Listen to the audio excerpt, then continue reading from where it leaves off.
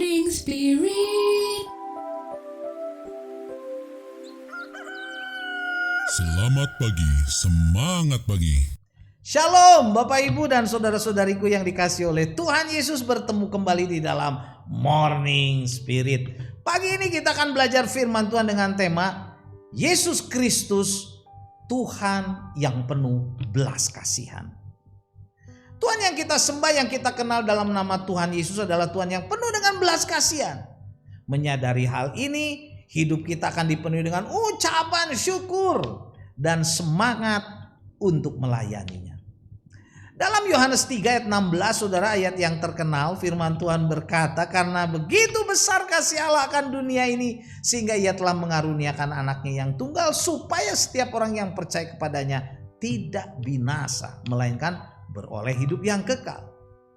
Karena begitu besar kasih Allah akan dunia ini, saudaraku, sehingga ia rela berkorban mati di kayu salib, supaya kita yang berdosa, yang tidak layak ini mendapat penebusan dan keselamatan oleh Tuhan Yesus. Inilah bukti, saudaraku, yang sempurna bahwa Tuhan Yesus adalah Tuhan yang penuh dengan belas kasihan kepada kita manusia yang berdosa.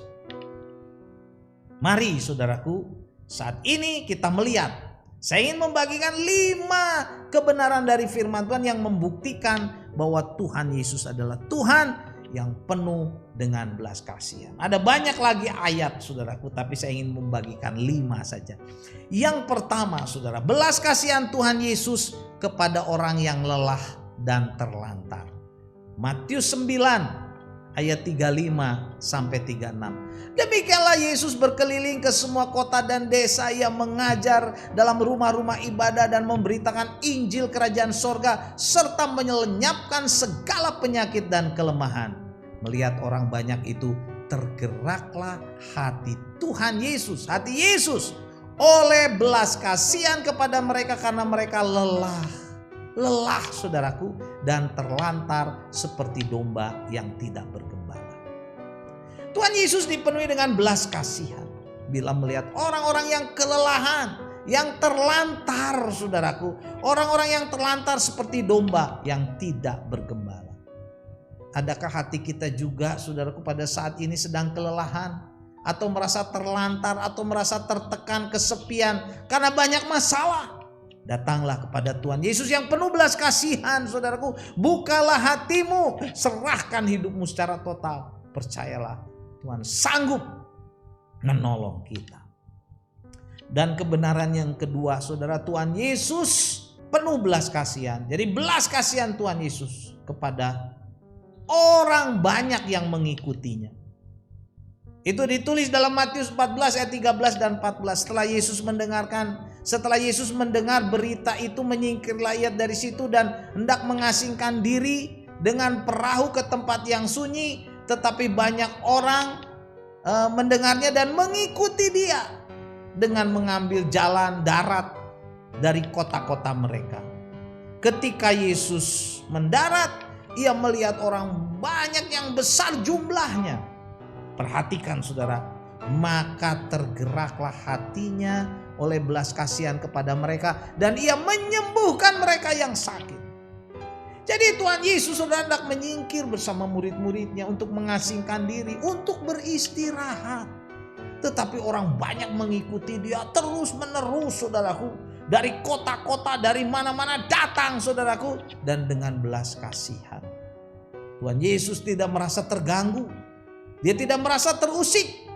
Dan dia melayani orang banyak itu. Oh, haleluya, saudara. Kita punya Tuhan yang penuh belas kasihan. Dan kebenaran yang ketiga, belas kasihan Tuhan Yesus kepada 2 orang buta. Ditulis dalam Matius 20 ayat 30 sampai 34 berkata, ada 2 orang buta yang duduk di pinggir jalan mendengar bahwa Yesus lewat. Yesus lewat. Lalu mereka berseru, Tuhan, anak Daud, kasihanilah kami. Tetapi orang banyak itu menegur mereka supaya mereka diam. Namun mereka makin keras berseru, katanya, Tuhan, anak Daud, kasihanilah kami. Lalu Yesus berhenti dan memanggil mereka. Ia berkata, apa yang kamu kehendaki supaya aku berbuat bagimu? kepada dua orang buta itu, saudara? Jawab mereka, Tuhan, supaya mata kami dapat melihat. Maka tergeraklah Yesus oleh belas kasihan. Lalu ia menjamah mata mereka dan seketika itu juga mereka melihat lalu mengikuti dia. Luar biasa, saudara. Walaupun saudara ditegur, dihalangi oleh banyak orang, tetapi dua orang buta ini saudara tetap berharap, berseru, memohon, berteriak kepada Tuhan Yesus untuk disembuhkan dari matanya yang buta. Dan Tuhan Yesus yang penuh belas kasihan itu menjamah mata mereka. Dan seketika itu mereka dapat melihat lalu mengikuti Yesus. Dan yang keempat, saudara, belas kasihan Tuhan Yesus kepada orang yang sakit kusta. Markus 1 ayat 40 dan 41 berkata, seorang yang sakit kusta datang kepada Tuhan Yesus dan sambil berlutut di hadapannya ia memohon kepadanya, katanya, kalau engkau mau, engkau dapat mentahirkan aku, kata orang kusta itu. Maka tergeraklah hatinya oleh belas kasihan.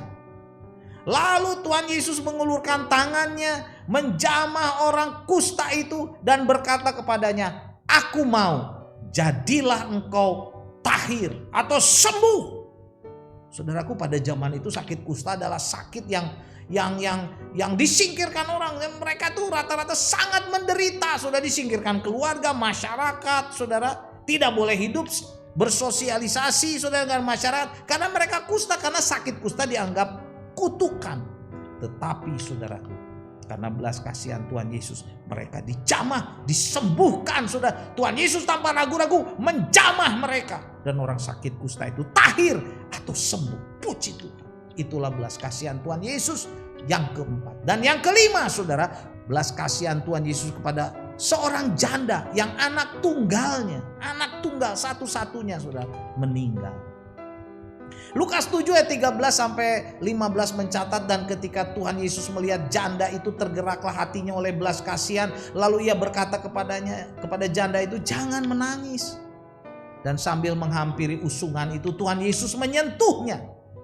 Dan sedang para pengusung itu berhenti, ia berkata kepada anak muda yang sudah meninggal itu, saudara, hai anak muda, kata Tuhan Yesus, aku berkata kepadamu, bangkitlah, saudaraku.